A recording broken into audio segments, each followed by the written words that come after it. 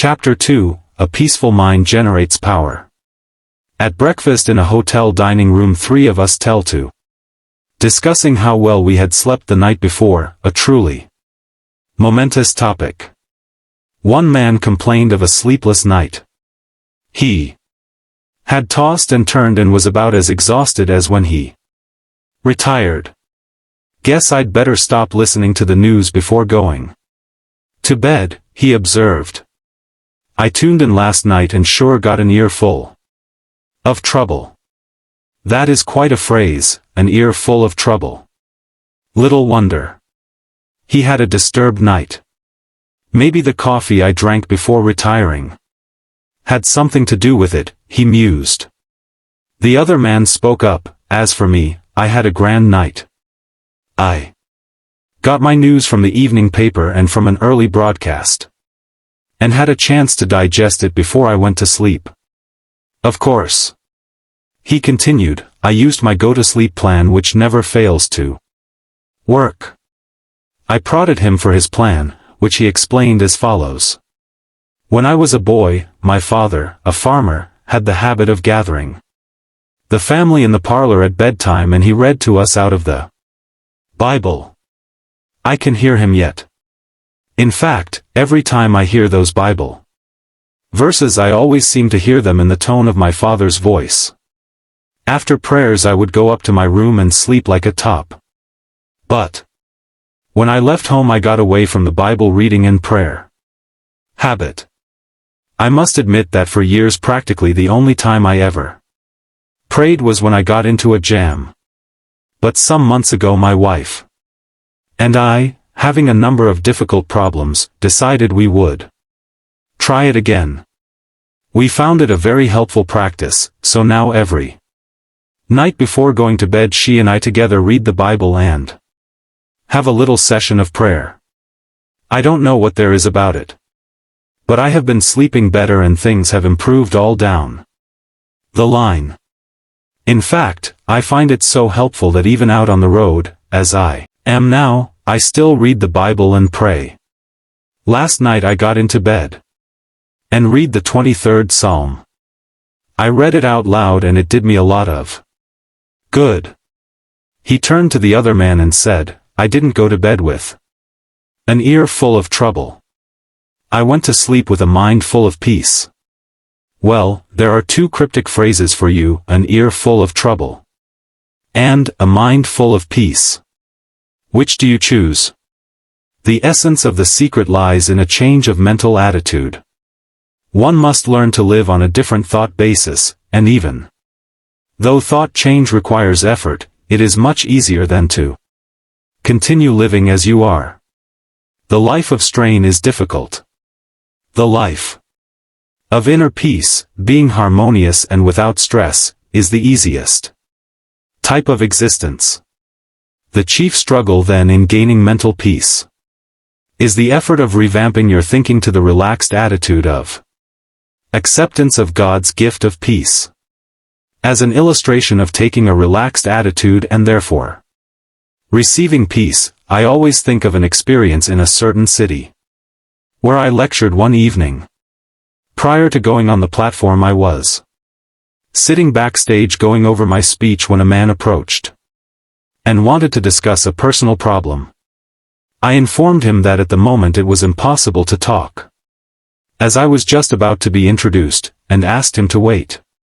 While speaking, I noticed him in the wings nervously pacing up and down, but afterward he was nowhere about.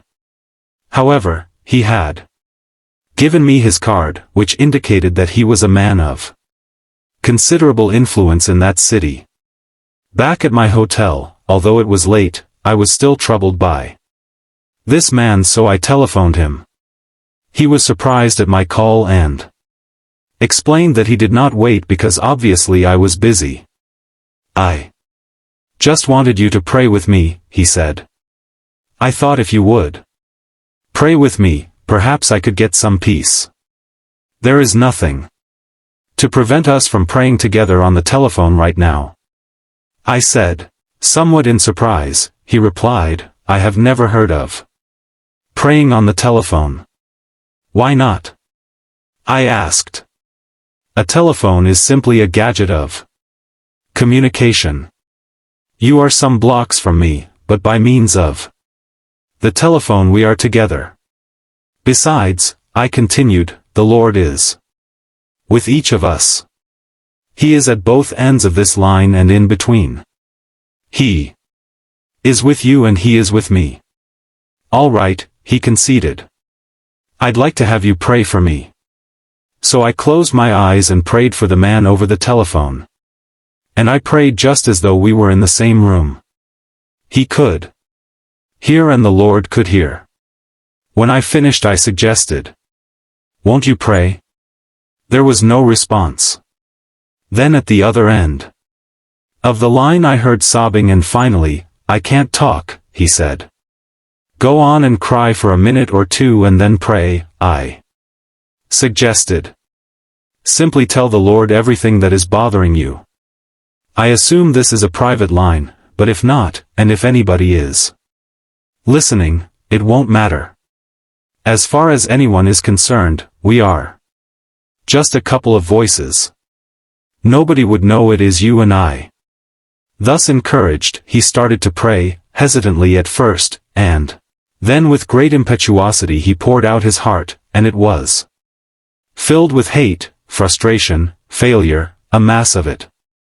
Finally he prayed plaintively, "Dear Jesus, I have a lot of nerve to ask you to do anything for me, because I never did anything for you.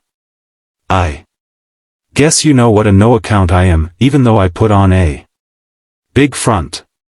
I am sick of all this, dear Jesus. Please help me." So I prayed again, and asked the Lord to answer his prayer. Then said, "Lord, at the other end of the telephone wire, place your hand on my friend and give him peace. Help him now to yield himself and accept your gift of peace."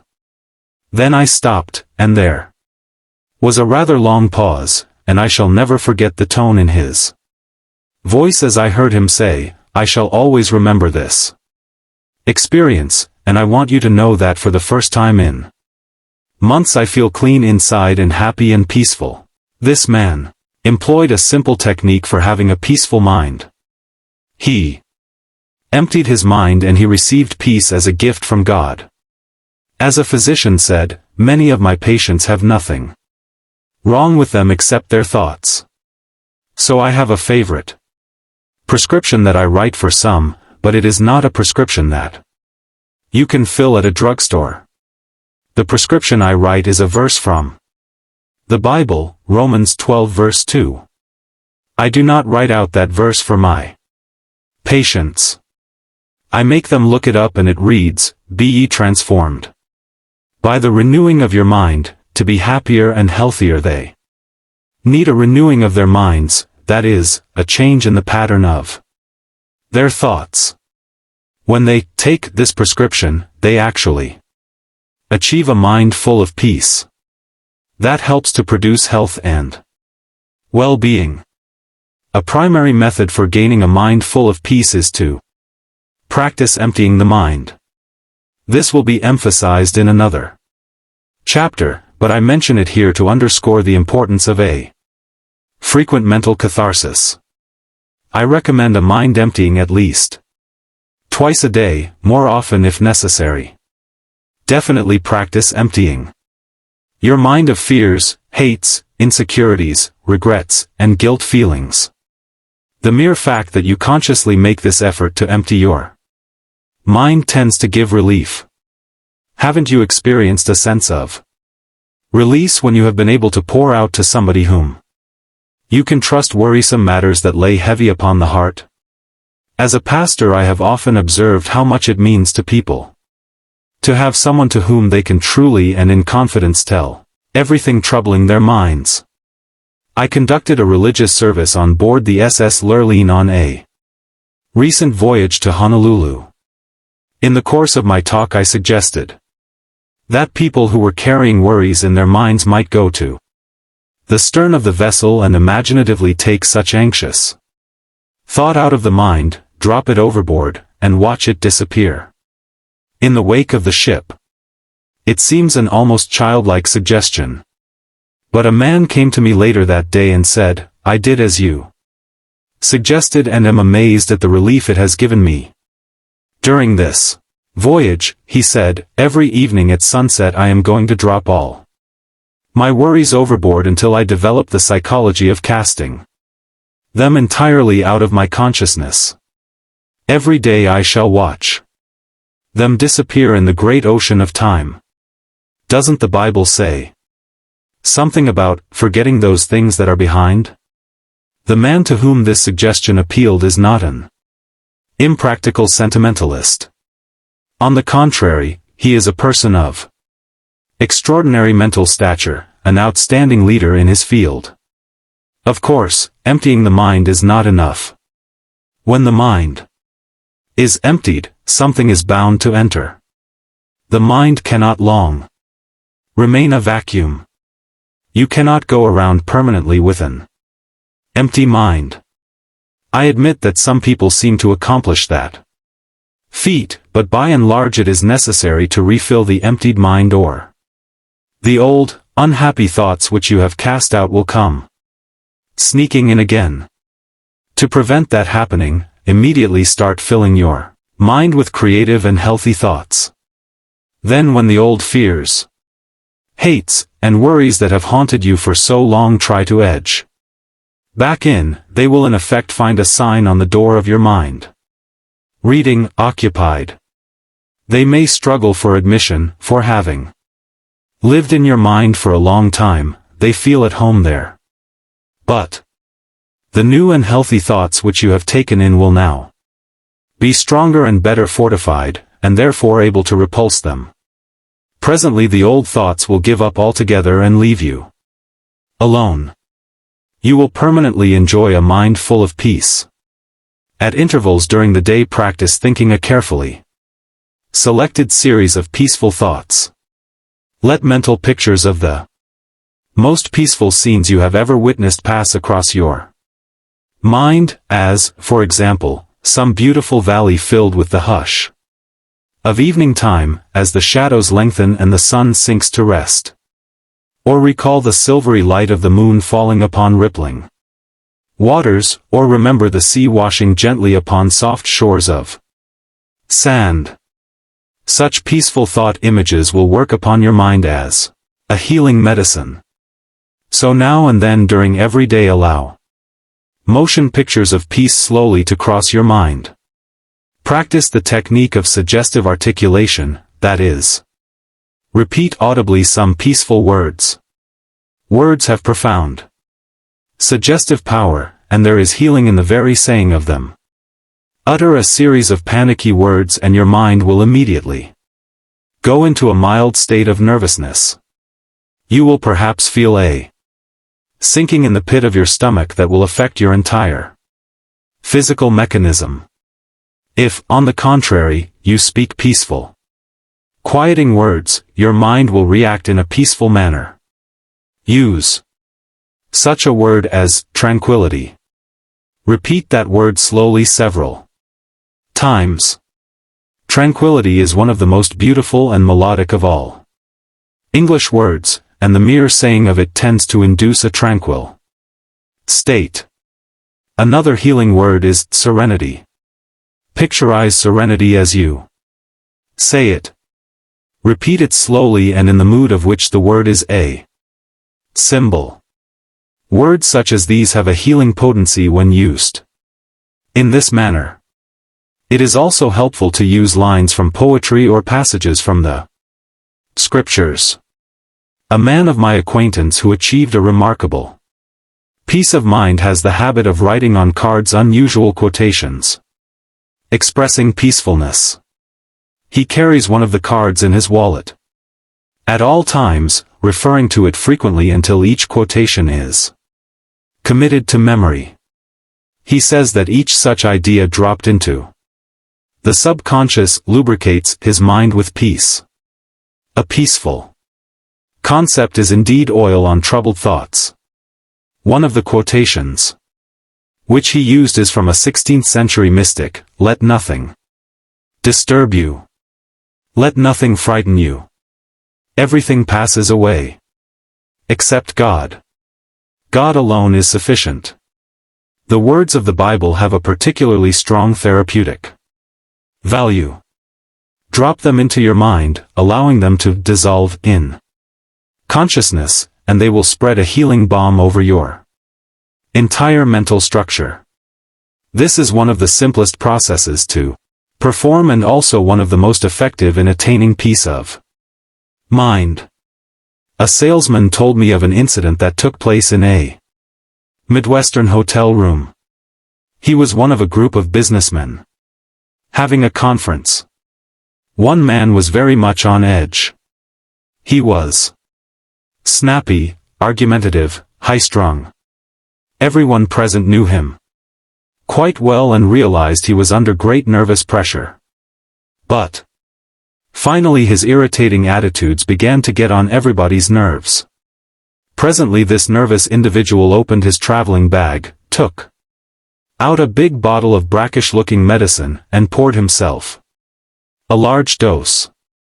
Asked what this medicine was, he growled, "Oh, it's something for nerves. I feel like I'm going to break in pieces. The pressure I'm under makes me wonder if I am going to crack up." I try not to show it, but I suppose even you fellows have observed. Swallowed several bottles of it, but I don't seem to get any better. The other men laughed, then one said in a kindly manner, "Bill, I don't know anything about that medicine you are taking. Maybe it's all right. It probably is, but I can give you some medicine for those nerves that will do you more good than that." I know, because it cured me, and I was worse off than you are. "What is this medicine?" snapped the other.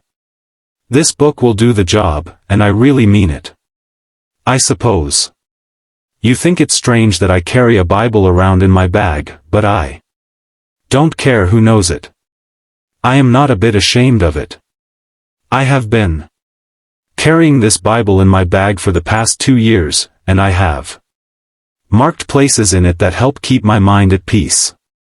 It works for me, and I think it can do something for you too. Why not give it a trial?" The others were listening with interest to this unusual speech. The nervous man had sunk low in his chair. Seeing that he was making an impression, the speaker continued, "I had a peculiar experience in a hotel one night which got me into the habit of reading the Bible. I was getting into a pretty tense state. I was out on a business trip and late one afternoon came up to my room, terribly nervous.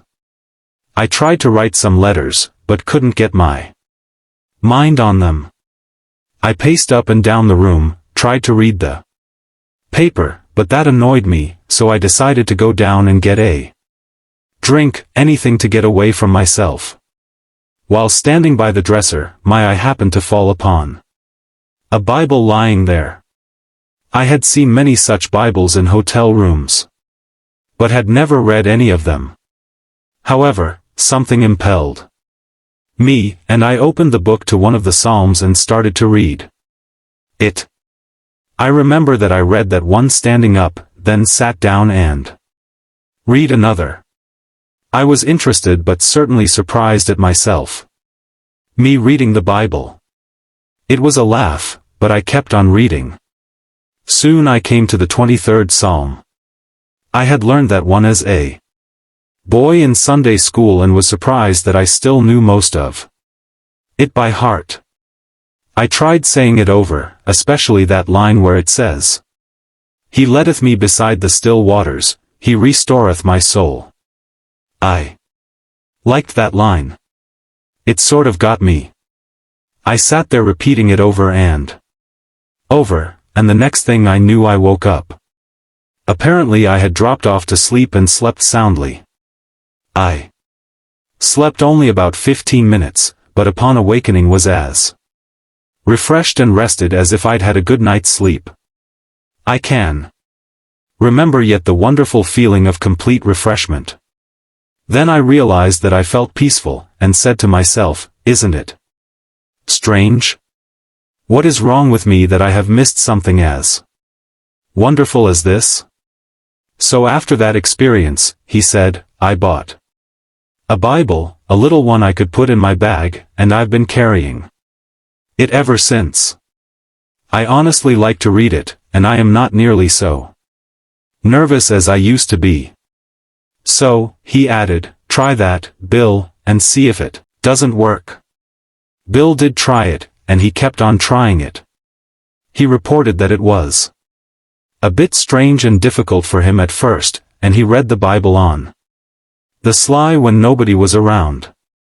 He didn't want to be thought holy or pious. But now he says he brings it out on trains and planes, or any old place, and reads it, and it does him a world of good. I no longer need to take nerve medicine, he declared. This scheme must have worked in Bill's case, for he is easy to get along with now. His emotions are under control. These two men found that getting peace of mind isn't complicated. You merely feed your mind with thoughts that cause it to be peaceful. To have a mind full of peace, merely fill it full of peace. It's as simple as that. There are other practical ways by which you can develop serenity and quiet attitudes. One way is through your conversation. Depending upon the words we use and the tone in which we use them, we can talk ourselves into being nervous, high-strung, and upset. We can talk ourselves into either negative or positive results. By our speech we can also achieve quiet reactions. Talk peaceful to be peaceful. In a group, when the conversation takes a trend that is upsetting, try injecting peaceful ideas into the talk. Note how it counteracts the nervous tensions. Conversation filled with expressions of unhappy expectation, at breakfast, for example, often sets the tone of the day. Little wonder things turn out according to the unhappy specifications. Negative conversation adversely affects circumstances. Certainly talk of a tense and nervous nature enhances inner agitation. On the contrary, start each day by affirming peaceful, contented, and happy attitudes, and your days will tend to be pleasant and successful. Such attitudes are active and definite factors in creating satisfactory conditions. Watch your manner of speech then if you wish to develop a peaceful state of mind.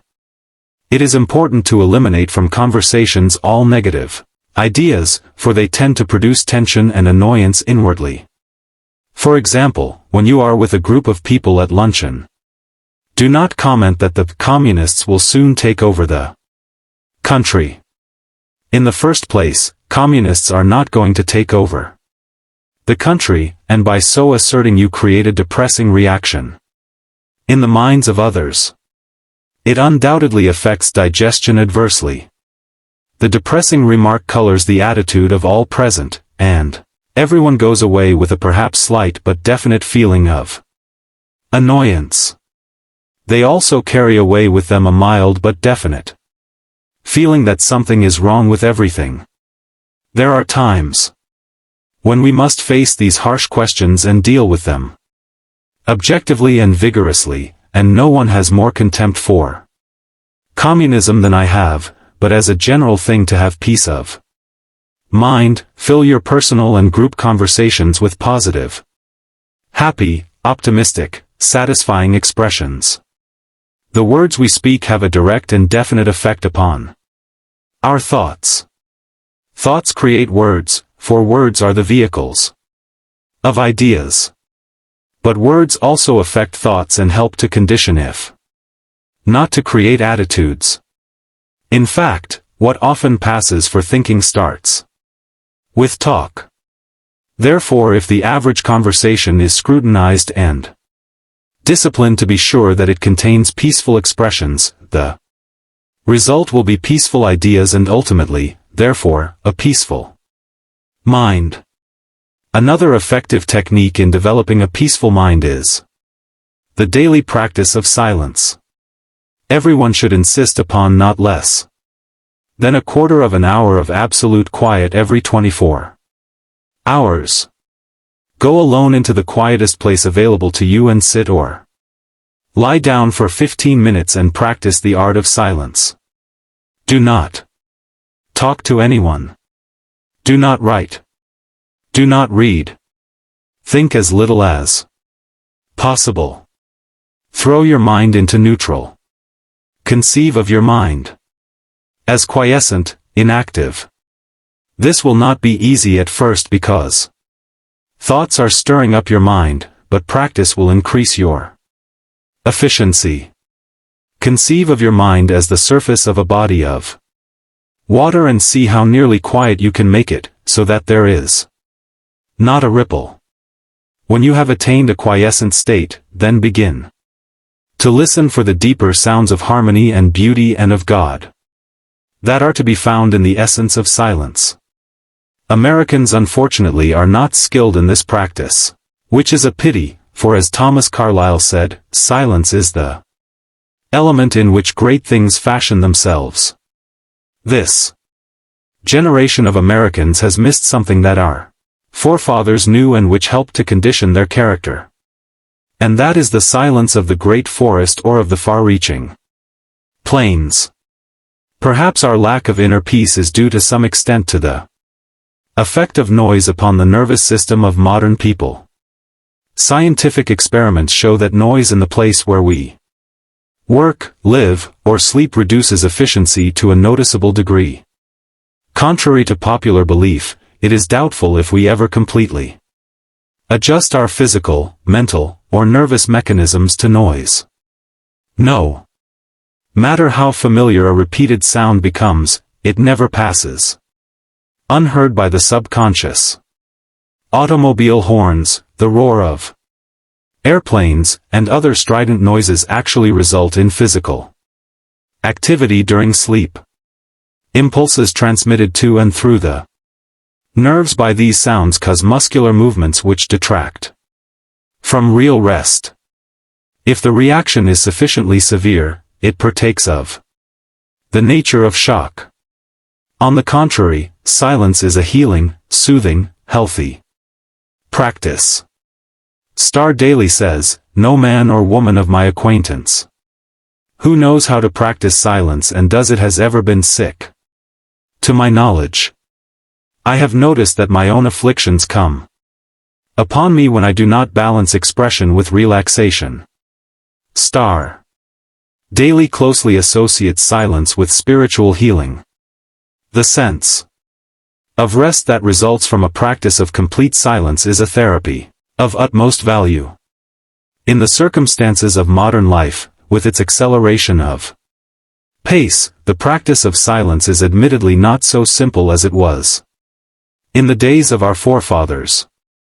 A vast number of noise-producing gadgets exist that they did not know, and our daily program is more hectic. Space has been annihilated in the modern world, and apparently we are also attempting to annihilate the factor of time.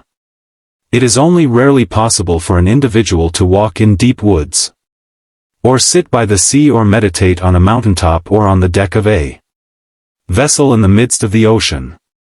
But when we do have such experiences, we can print on the mind the picture of the silent place and the feel of the moment and return to it in memory to live it over again just as truly as when we were actually in that scene. In fact, when you return to it in memory, the mind tends to remove any unpleasant factors present in the actual situation. The memory visit is often an improvement over the actual, for the mind tends to reproduce only the beauty in the remembered scene. For example, as I write these words, I am on a balcony of one of the most beautiful hotels in the world, the Royal Hawaiian on the famed and romantic Waikiki Beach in Honolulu, Hawaii. I am looking into a garden filled with graceful palm trees, swaying in the balmy breeze. The air is laden with the aroma of exotic flowers. Hibiscus, of which on these islands there are 2,000 varieties, fill the garden. Outside my windows are papaya trees laden with ripening fruit. The brilliant color of the royal poinciana, the flame of the forest trees, adds to the glamour of the scene, and the acacia trees are hung heavily with their exquisite white flowers. The incredible blue ocean surrounding these islands stretches away to the horizon. The white waves are surging in, and the Hawaiians and my fellow visitors are riding gracefully on surfboards and outrigger canoes. Altogether it is a scene of entrancing beauty. It has an indescribably healing effect upon me. As I sit here writing about the power generated in a peaceful mind, the insistent responsibilities under which I ordinarily live seem so far away. Though I am in Hawaii to give a series of lectures and to write this book, nevertheless the peace with which this place is filled envelopes me. Yet I realize that when I have returned to my home in New York, 5,000 miles away, I shall only then truly savor the exquisite joy of the beauty which I now behold. It will become enshrined in memory as a private retreat to which my mind can go in the busy days that lie ahead. Often, when far from this idyllic place, I shall return in memory to find peace along the palm-lined, foam-washed beach at Waikiki. Fill your mind with all peaceful experiences possible, then make planned and deliberate excursions to them in memory. You must learn that the easiest way to an easy mind is to create an easy mind. This is done by practice, by the application of some such simple principles as outlined here. The mind quickly responds to teaching and discipline. You can make the mind give you back anything you want, but remember the mind can give back only what it was first given. Saturate your thoughts with peaceful experiences, peaceful words and ideas, and ultimately you will have a storehouse of peace-producing experiences to which you may turn for refreshment and renewal of your spirit. It will be a vast source of power. I spent a night with a friend who has a very lovely home. We had breakfast in a unique and interesting dining room. The 4 walls are painted in a beautiful mural picturing the countryside in which my host was reared as a boy. It is a panorama of rolling hills, gentle valleys, and singing streams, the latter clean and sun-speckled, and babbling over rocks. Winding roads meander through pleasant meadows. Little houses dot the landscape. In a central position is a white church surmounted by a tall steeple. As we breakfasted, my host talked of this region of his youth, pointing out various points of interest in the painting around the wall. Then he said, "Often as I sit in this dining room I go from point to point in my memory and relive other days. I recall, for example, walking up that lane as a boy with bare feet, and I can remember yet how the clean dust felt between my toes. I remember fishing in that trout stream on many a summer afternoon and coasting down those hills in the wintertime. There is the church I attended as a boy." He grinned and said, "I sat through many a long sermon in that church but gratefully recall to mind the kindliness of the people and the sincerity of their lives. I can sit here and look at that church and think of the hymns I heard there with my mother and father as we sat together in the pew. They are long buried in that cemetery, alongside the church, but in memory I go and stand by their graves, and hear them speak to me as in days gone by. I get very tired and sometimes am nervous and tense. It helps to sit here and go back to the days when I had an untroubled mind, when life was new and fresh. It does something for me. It gives me peace." Perhaps we all cannot have such murals on the dining room walls, but you can put them around the wall of your mind, pictures of the most beautiful experiences of your life. Spend time among the thoughts which these pictures suggest. No matter how busy you may be or what responsibilities you carry, this simple, rather unique practice, having proved successful in many instances, may have a beneficial effect upon you. It is an easily practiced, easy way to a peaceful mind.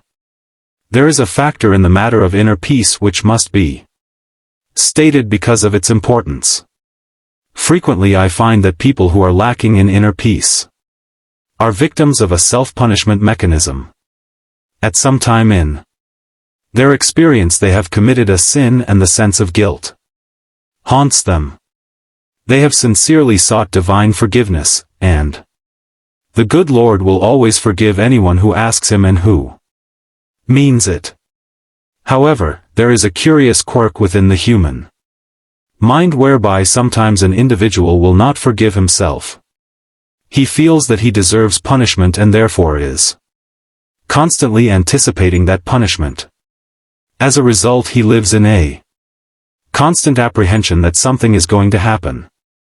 In order to find peace under these circumstances, he must increase the intensity of his activity. He feels that hard work will give him some release from his sense of guilt.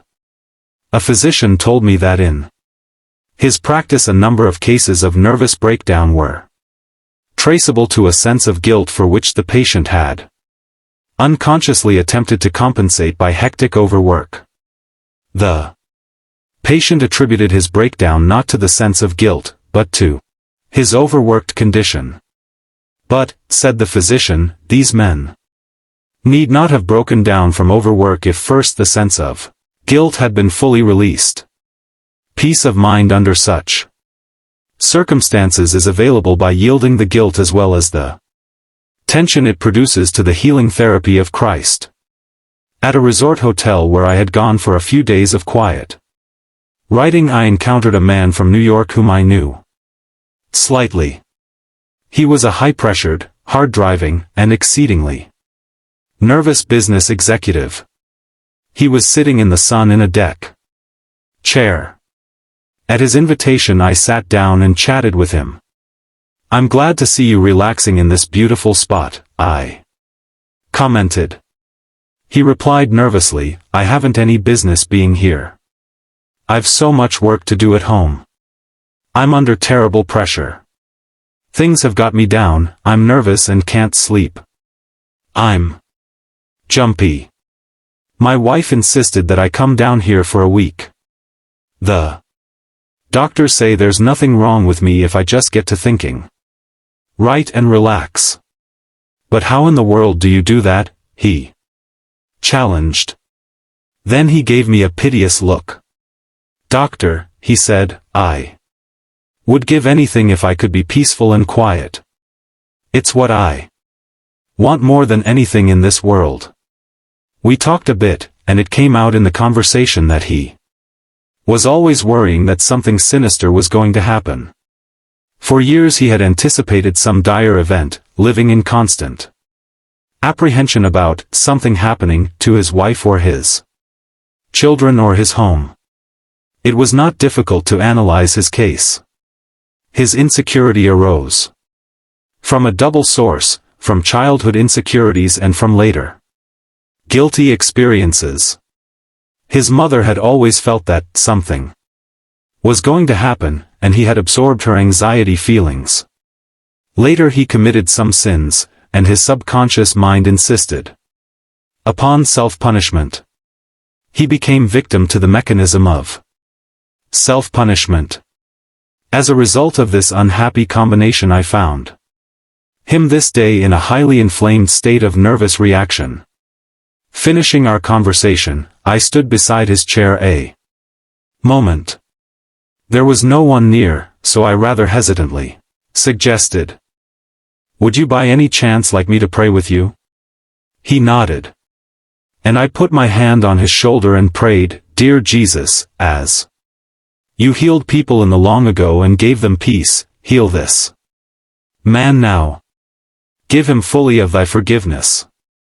Help him to forgive himself.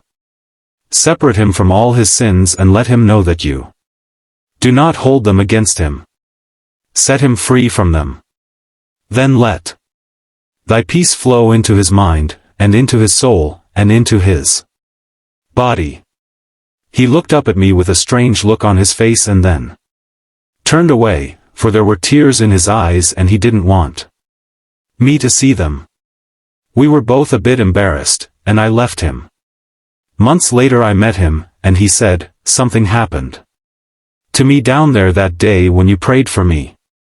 I felt a strange sense of quietness and peace, and," he added, "healing." He goes to church regularly now and he reads the Bible every day of his life. He follows the laws of God and he has lots of driving force. He is a healthy, happy man, for he has peace in his heart and mind.